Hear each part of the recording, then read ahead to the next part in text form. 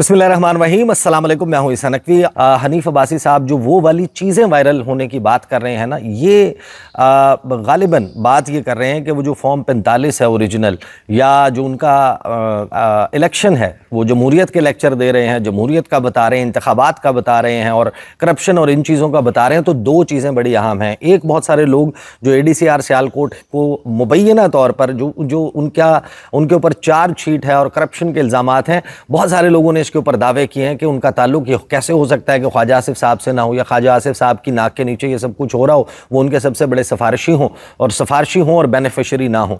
तो ये हो सकता है कि उसके मुतल्लिक वो बात कर रहे हों मुबैना तौर पर कि ये जो है वो वाली चीज़ें वायरल हो जाएंगी। दूसरा, फॉर्म 45 का या इलेक्शन के नताइज का मामला है। आपको मालूम है कि जब भी कोई थोड़ा सा सर उठाने की कोशिश मियाँ मोहम्मद नवाज शरीफ करते हैं तो कहीं ना कहीं से कोई फुलझड़ी आ जाती है। कभी नजम सेठी कह देते हैं, कभी कोई और कह देता है, कभी जावेद लतीफ़ कह देते हैं कि जब हम फलां चीज़ कहते हैं तो कहते हैं कि मियाँ साहब का भी हल्का खुलेगा। तो हल्का जो खुलना है, ये एक बहुत बड़ा जो है वो यूँ समझें कि धमकी बन गई है मुस्लिम लीग नून के लीडर्स के लिए। लेकिन हैरान कुन तौर पर जो हनीफ अब्बासी साहब ये वायरल करने की धमकी दे रहे हैं कि वो वाली चीज़ें फिर तो सब कुछ ही वायरल हो जाएगा, जो ये बात कर रहे हैं। इनका एक टाकरा हुआ था इस्लामाबाद के एक होटल में, और वहाँ पर इनका टाकरा हुआ था जो साबिक निगरान वज़ीर आज़म हैं अनवारुल हक काकड़ साहब, और काकड़ साहब और इनके दरमियान एक्सचेंज जो हुआ था उसमें बड़ा इंटरेस्टिंग मैटर था। उस वक्त आपको मालूम है कि जो गंदम इम्पोर्ट का स्कैंडल है, जिसका स्केल बताते हैं कि over a period of time वो को 1700 अरब का स्कैंडल बन गया है। ये नदीम अफजल चंद साहब का दावा है, और उन्होंने कहा है कि मैं इसमें जो है वो मुद्दई बनने के लिए भी तैयार हूँ, वज़ीर आज़म इसकी इंक्वायरी करें। तो इंक्वायरी तो कोई नहीं हुई, लेकिन जब हनीफ अब्बासी साहब ने इस मामले के ऊपर तानेबाजी की अनवारुल हक काकड़ से, तो उन्होंने फिर कहा कि मैं आपको बता दूंगा। फिर ये रिपोर्ट हुआ वाइडली कि आप सारे लोग किस तरीके से आए हैं। आप फॉर्म 45-47 की कहानी अगर मैंने खोल दी, आप मेरी कहानी की बात कर रहे हैं, अगर मैंने कहानी खोल दी या मैंने मुँह खोल दिया तो आप किसी को मुँह दिखाने के लायक नहीं रहेंगे। तो ये बेसिकली धमकी जिसको मिल रही है वो भी, और जिस चीज़ की मिल रही है वो भी, और जो दे रहा है वो भी, ये इनकी सबकी कहानी कुछ इस किस्म की है कि जिसको कहा जाता है कि ये तो डूब मरने का मकाम था। हजूर, आपने जो है वो यहाँ पर कॉस्ट्यूम पहना है स्विमिंग का, और आपने डुबकी लगाई है, और आपने स्विमिंग और तैराकी शुरू कर दी है। तो ये मामला जो है वो चल रहा है। अब आ जाएँ दूसरी स्टोरी के ऊपर, जो मुस्लिम लीग नून में ये जो दाखिली खलफशार है या दाखिली लड़ाइयाँ हैं। देखें, हर सियासी जमात में धड़ेबंदी होती है, हर सियासी जमात में ग्रुप्स होते हैं, और अपने अपने तौर पर जो लीडर्स हैं वो लीडरशिप के, ये जिसके पास ताकत है, जो ताकत का महवर है अपनी पार्टी में, उसके करीब होने की कोशिश करते हैं, या फिर दूसरे किसी ऐसे लीडर के साथ उनकी एलिजियंस और अतात गुजारी होती है। तो यही मामला ज़ाहिर है कि मुस्लिम लीग नून में भी है। PTI में उसमें क्योंकि कोई लीडरशिप मौजूद नहीं है शट अप कॉल देने वाली, तो इस वजह से वो लड़ाइयाँ उभर कर सामने आ रही हैं। इमरान खान बाहर नहीं है, वो तस्फिया भी नहीं करवा पा रहे, या जो इस मामले में उस लड़ाई में ज्यादती कर रहा है उसको शट अप कॉल या उसके खिलाफ तादीबी कार्रवाई या डिसिप्लिनरी एक्शन जो है वो नहीं ले पा रहे। तो वहाँ पर तो वो चीज़ें जो हैं वो हर गुजरते दिन के साथ अबतर होती जा रही हैं। अब मुस्लिम लीग नून में जो मामला चल रहा है, मैं अपनी बहुत सारी वीडियोस में, पंजाब असम्बली में मुझे एक ग्रुप है जो आइस लॉबी में बैठता है और वो बड़ी बुराइयां करता है, वो बयानिया कहाँ गया वो उसके ऊपर भी तबसरे करता है, वो मरीम नवाज साहिबा का जो किचन कैबिनेट है, जो उनकी सहेलियां हैं, उनके ऊपर जो है वो तबसरा करता है, उनको सहेलियां कहता है, और बड़ी कोशिश करता है कि किसी तरीके से वो भी अपनी जगह बना पाएँ, पंजाब में काबीना में जगह बना पाएँ। एक तो वो ग्रुप है, और जाहिर है कि उनकी एक छोटा मोटा रंजिश जो है वो चल रही है। असल में मुस्लिम लीग नून में जो मामला है वो है इंतकाले इक़्तिदार का, जो पार्टी की जो वरासत जिसको मिलनी है, सियासी वारिस जो है वो मुस्लिम लीग नून की मरीम नवाज साहिबा तकरीबन टेक ओवर कर चुकी हैं। लेकिन ये कैसे मुमकिन है कि जब ये कहा जा रहा है कि हमजा शहबाज शरीफ जो है उनको थोड़ा सा छोटा बन के रहना होगा, उनको एक कदम पीछे रहना होगा अपने वालिद साहब शहबाज शरीफ की तरह, जिस तरह वो नवाज शरीफ से एक कदम पीछे रहते थे, तो हमजा जो है वो भी एक कदम पीछे रहें। तो फिर बहुत सारे ज़ाहिर के जो पंजाब के और फिर वफाकी सियासत करने वाले जो रहनुमा हैं मुस्लिम लीग नून के, कोई हमजा शहबाज का धड़ा तस्वुर होता है, कोई मियाँ साहब का, कोई छोटे मियाँ साहब का, तो सबकी अपनी अपनी अतात गुजारी है। तो इस सारे मामले में एक तो वो लड़ाई चल रही है। दूसरा, मेरे इल्म में आया कि मैं इशारों में बात करूँगा, एक अहम आइनी ओहदे पर पंजाब में बैठी हुई शख्सियत, मरीम नवाज साहिबा उनसे नाराज़ हैं। अब वो नाराज़ किस वजह से हैं, वो भी बड़ी दिलचस्प कहानी है। अच्छा, ये वो शख्सियत हैं जिनको इस आइनी ओहदे पर लगाने की ख्वाहिश नहीं थी, ना मरीम नवाज साहिबा की थी, ना मियां मोहम्मद नवाज शरीफ की। उनकी चॉइस कोई और थी और वो उसका नाम भी जो है वो पब्लिक कर चुके थे, अनाउंस कर चुके थे। पार्टी में भी सबको मालूम था कि इस आइनी ओहदे पर तो फलां शख्स बैठेगा। लेकिन फिर अचानक से जो है वो जिसे कहते हैं रुलेट घूमा और जो दाना है वो आकर जिस नंबर पर गिरा तो वो शख्सियत जो है वो उस आइनी ओहदे के लिए अहल करार पाई।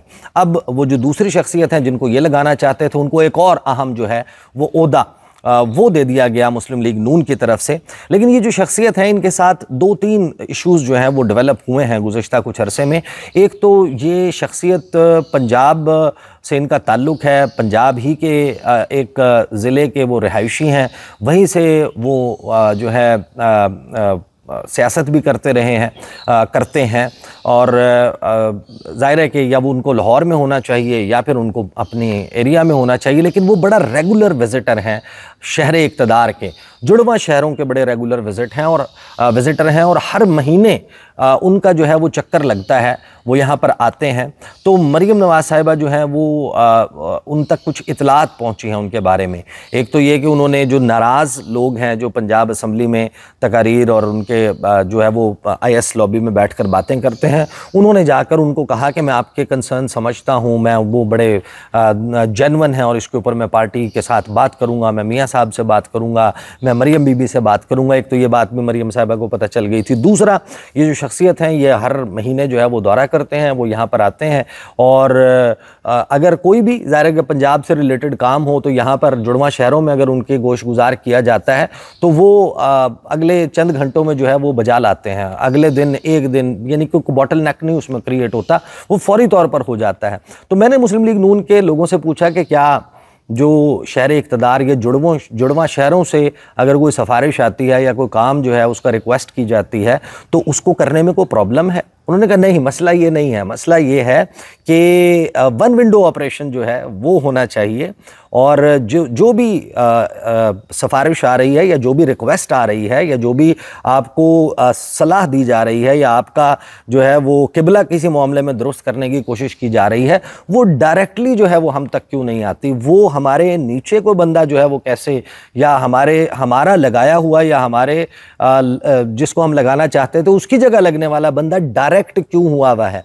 तो वो एक जगह पर उन्होंने डिस्कस किया और गुस्से का भी इजहार किया और कुछ इस किस्म की गुफ्तगू की जिससे मीटिंग में मौजूद लोगों ने ये तासुर लिया कि अब इस शख्सियत के इस ओहदे के ऊपर शायद वक्त जो है वो कम रह गया है। लेकिन फिर मुस्लिम लीग नून के लोग बताते हैं कि ये सैलाब का मामले से बिल्कुल ऐन पहले, ये जापान के दौरे से बिल्कुल ऐन पहले जो है वो ये हुआ था, लेकिन जब जापान से वापसी हुई तो उसी वक्त जो है वो सैलाब, पंजाब की तारीख़ का बदतरीन सैलाब उसने घेर लिया और उसकी वजह से ये मामला जो है वो मौकूफ़ हो गया। और शायद अब वो शख्सियत जिनके ऊपर वो नाराज़ हैं वो उनके ख़िलाफ़ वो कार्रवाई ना हो। आजकल ज़ाहिर है कि ख्वाजा आसिफ साहब जो हैं वो आपने देखा होगा कि वो लेक्चर्स देना शुरू हो गए हैं और ख्वाजा आसिफ साहब जमहूरियत पर, इंतखाबात की शफाफियत पर, किसी बल्दियाती इंतखाब के टाइम पर होने ना होने पर जो है वो लेक्चर दे रहे होते हैं। फिर गवर्नेंस मॉडल्स बता रहे होते हैं, फिर ये बता रहे होते हैं कि 35 साल हमने ज़ाया कर दिए, हाइब्रिड निज़ाम तो बेहतरीन होता है और अगर ये 35 साल पहले आ जाता तो बहुत सारे सियासी हादसा ना होते। तो ये जो गुफ्तगू है ख्वाजा आसिफ साहब, उनके इलेक्शन के ऊपर बड़ा सवालिया निशान मौजूद है और ये इल्ज़ाम है, जाहिर है कि जब तक ये कोर्ट ऑफ लॉ में प्रूव नहीं होता, लेकिन ये तो सबको मालूम है, ये एक मुसल्लमा हकीकत है कि पाकिस्तान के टेलीविज़न चैनल्स ने, बड़े बड़े नामी ग्रामी टेलीविज़न चैनल्स जिनकी टीमें ऑन ग्राउंड मौजूद थीं, उन्होंने अपने आदादो शुमार स्टैटिस्टिक्स जो हैं उनको जमा तफरीक मुकम्मल करने के बाद 99% पोलिंग स्टेशंस का नतीजा जिस वक्त अपनी टेलीविज़न स्क्रीन के ऊपर नुमाया करके चलाया था और उसको एक ब्रेकिंग न्यूज़ के तौर पर शामिल किया था, उसमें यह बताया गया था कि 99% पोलिंग स्टेशंस के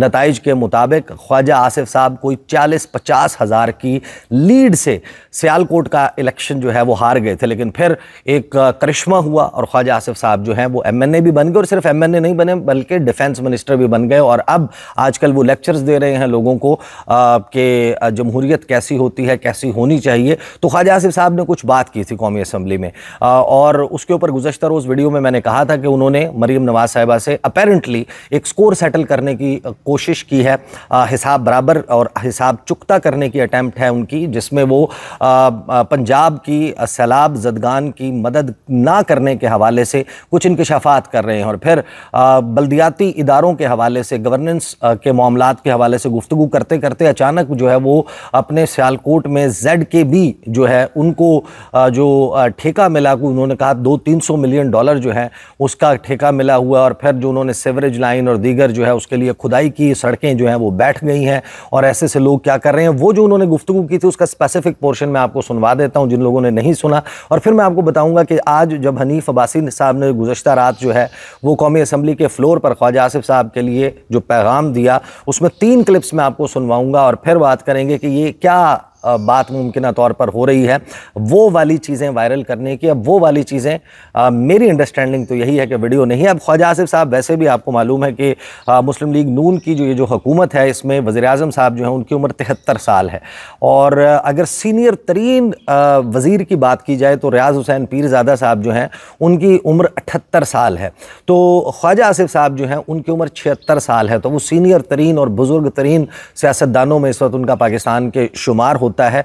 तो उनके मुतल्लिक ज़ाहिर है कि जो ताना है वो थोड़ा सा मुख्तलिफ है, लेकिन जिसने ताना दिया है उसको भी वो ताना मिल चुका है। ये सबसे इंटरेस्टिंग बात है। पहले सुने जी ख्वाजा आसिफ साहब ने क्या कहा। मैं ज़रा इसको फास्ट प्ले करूंगा कि ख्वाजा आसिफ साहब ने जो गुफ्तगू की थी, और फिर मैं आपको सुनवाऊंगा कि हनीफ अब्बासी साहब ने floor of the national assembly क्या कहा।